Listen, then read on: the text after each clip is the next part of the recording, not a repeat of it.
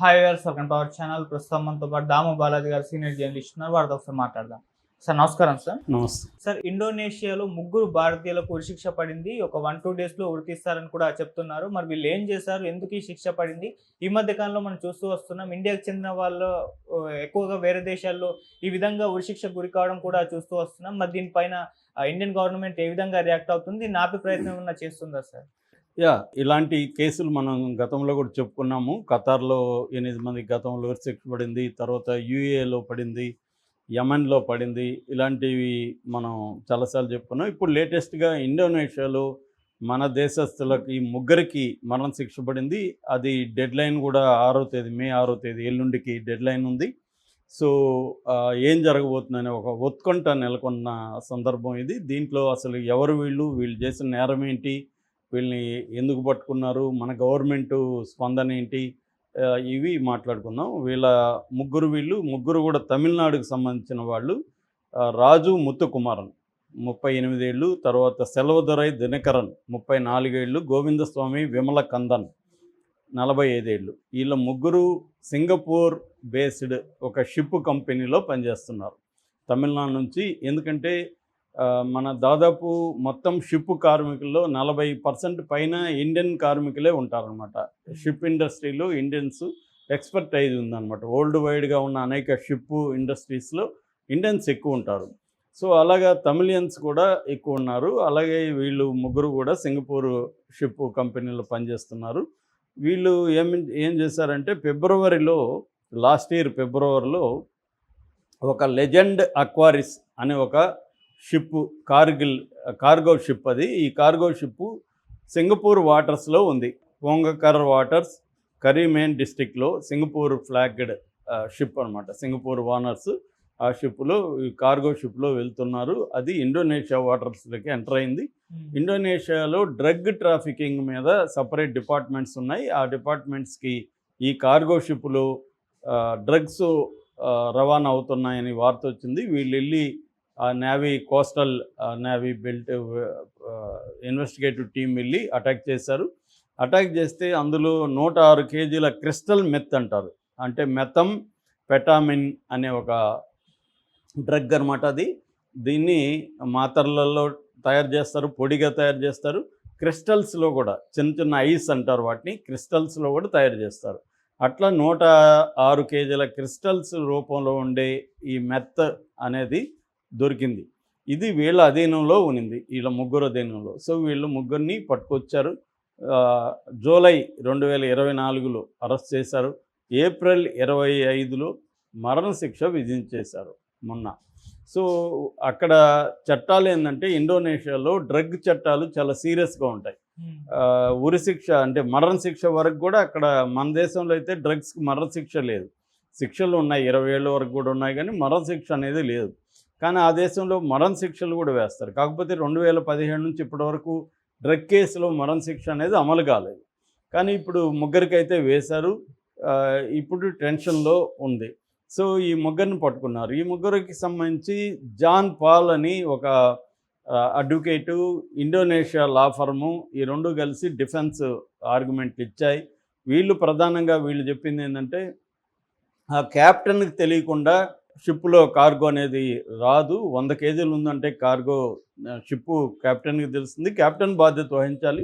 Captain బాధ్యత వహించకుండా వీళ్ళని arrest చేయడం అనేది కరెక్ట్ కాదు అనేది ఆర్గ్యుమెంట్ చేశారు. దానికి సంబంధించి ఒక రిటైర్డ్ పర్సన్ కూడా, నేవీ ఆఫీసర్ని, సోలేమాన్ అనే ఒక నేవీ ఆఫీసర్ని తీసుకొచ్చి విచారించారు. అతను కూడా ఏం చెప్పారంటే, 106 కేజీల స్థాయిలో డ్రగ్స్ ఉంటే ఖచ్చితంగా క్యాప్టెన్కి తెలియకుండా ఉండదు. క్యాప్టెన్ తన షిప్లో ఏమేమి ఉన్నాయనేది కంపల్సరీగా అతనికి నాలెడ్జ్ ఉంటుంది.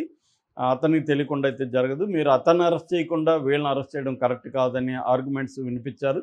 కానీ వీళ్ళ ఆర్గ్యుమెంట్స్ అనేవి అక్కడ పనిచేయలేదు. వీళ్ళకి డిస్ట్రిక్ట్ కోర్టు, తాంజింగ్ బలై కరీమున్ అనే ఒక డిస్ట్రిక్ట్ కోర్టు ఫిబ్రవరి 2025లో ఉరిశిక్ష వేసింది. అది ఏప్రిల్ 25కి పోస్ట్పోన్ అయింది. 25th మరణశిక్ష వేయాలని. కాకపోతే వారం రోజులు మాత్రమే టైం ఇచ్చారు అప్పీల్ చేసుకోవడానికి. కాకపోతే వీళ్ళ ముగ్గురు ఫ్యామిలీస్ కూడా చాలా పూర్ ఫ్యామిలీస్. వీళ్ళకి అడ్వకేట్లను పెట్టుకొని అప్పీల్కి వెళ్ళి ఇవన్నీ చేసే డబ్బు లేదు. దాంతో వాళ్ళు ఎవరినో కాళ్ళు పట్టుకొని ఒక పౌర హక్కుల అడ్వకేట్‌ని పట్టుకొని ఢిల్లీ హైకోర్టులో కేసు వేశారు. ఢిల్లీ హైకోర్టును నిన్న కాకుండా మొన్న మన ఇండియన్ కాన్సులేట్‌కి తర్వాత మినిస్ట్రీ ఆఫ్ ఎక్స్టర్నల్ అఫైర్స్‌కి ఒక ఆదేశం జారీ చేసింది. వీళ్ళకి మీరు అప్పీల్ వేయండి. లీగల్‌గా మన ఇండియన్ గవర్నమెంట్ తరపున వీళ్ళకి హెల్ప్ చేయండి అని ఢిల్లీ హైకోర్టు ఆదేశించింది. ఆ మేరకు వాళ్ళు రంగంలో దిగారు.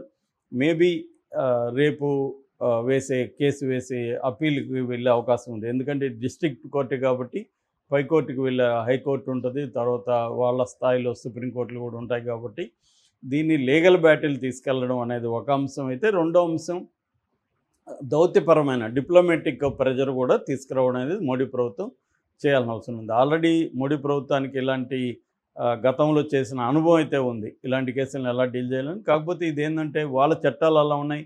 నిజానికి అటువంటి చట్టాలు పట్ల కూడా వరల్డ్లో అనేక సంస్థలు కావచ్చు, ఆమ్నెస్టీ ఇంటర్నేషనల్ లాంటివి, హ్యూమన్ రైట్స్ వాచ్ లాంటివి కూడా వ్యతిరేకిస్తున్నాయి. ఇలాంటి చట్టాలు అనేవి కరెక్ట్ కాదు.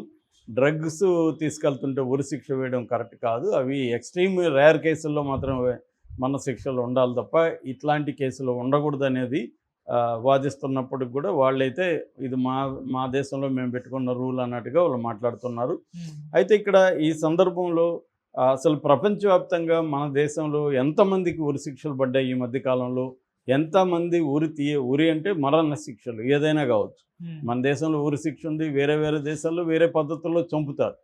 సో అలాగా ఎంతమందిని ఇప్పటివరకు చంపారు ఈ మధ్యకాలంలో అని చూస్తే మనకి ఆ మధ్య రాజ్యసభలో ఫిబ్రవరిలో 2025లో రాజ్యసభలో మినిస్ట్రీ ఆఫ్ ఎక్స్టర్నల్ అఫైర్స్ ఇచ్చిన సమాచారం మేరకి ఇప్పటి వరకు వివిధ దేశాల్లో మన వాళ్ళు జైల్లో ఉన్న వాళ్ళు ఎంతమంది అంటే 10,152 మంది వివిధ దేశాల్లో జైళ్ళల్లో ఉన్నారు, ఇండియన్ నేషనల్స్. ఇది ఎన్ని దేశాలంటే 86 దేశాలు టోటల్గా. 86 దేశాల్లో 10,152 మంది మన వాళ్ళు ఖైదీలుగా ఉన్నారు. ఇందులో మరణశిక్ష 54 మందికి పడింది.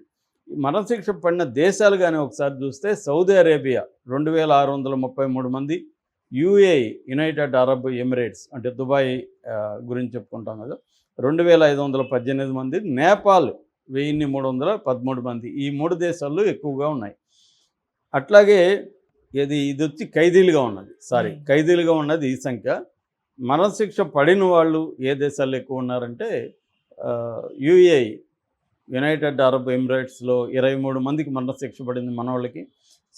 సౌదీ అరేబియాలో 12 మందికి పడింది, కువైట్లో 3కి పడింది, మలేషియాలో 6 మందికి పడింది, ఖతార్లో 1కి పడింది.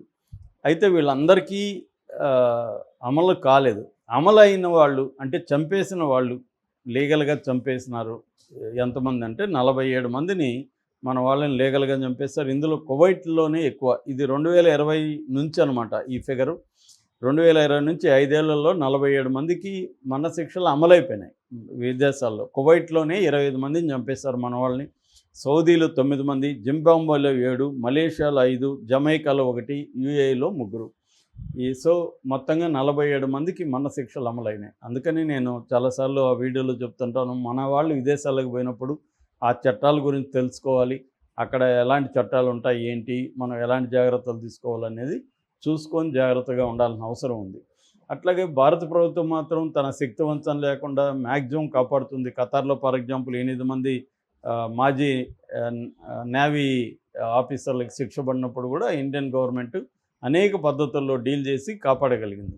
అలా కాపాడగలగడం అనేది ట్రై చేస్తుంది, కానీ ఒక్కొక్కసారి కుదరకపోవచ్చు. అక్కడ హత్యలు చేయడం ఇంకోటో చేయడం దొరికినప్పుడు వాళ్ళ దేశ చట్టాల ప్రకారం మరణ శిక్షలు విధిస్తున్నారు. అందుకని వెళ్ళేవాళ్ళు చాలా జాగ్రత్తగా ఉండాల్సిన అవసరం అయితే ఉంది. ఈ ముగ్గురికి కూడా మన దేశం మోడీ ప్రభుత్వం కాపాడుతుందని మనం ఆశిద్దాం. Thank you so much.